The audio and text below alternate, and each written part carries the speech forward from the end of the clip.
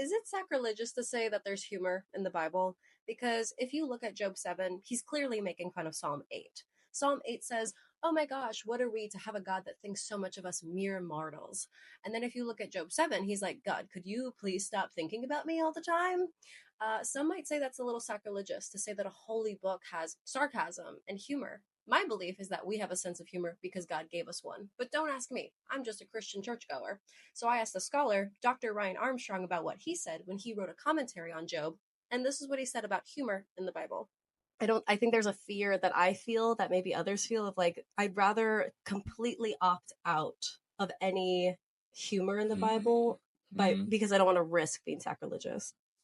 You're right. There's always a balance, right? I think for Job, Job is about wrestling with God, is about being honest with God. When you're mad at God, tell God that you're honest. Don't be like these friends that just flatter God and act like you think everything is okay when you don't.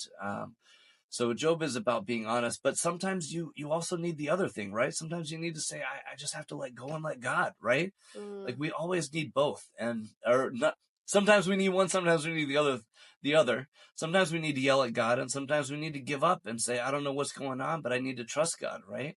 And I think there's always this balance of sometimes it's okay to make jokes and wear jeans to church or whatever, but sometimes in some contexts it is disrespectful, or people will misread it or whatever. And you don't want to cause people to stumble either, right? That aren't ready for it.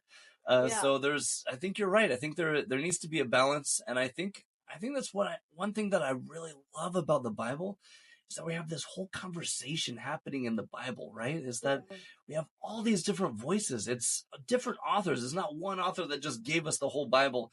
It's different authors that have want us to think about God differently, or want us to have a different perspective, or want us to approach God differently even, right? That sometimes you have people that are like Joseph, that are just doing it all right all the time. And then you have some people that are like Job, that he's sick of doing it right all the time.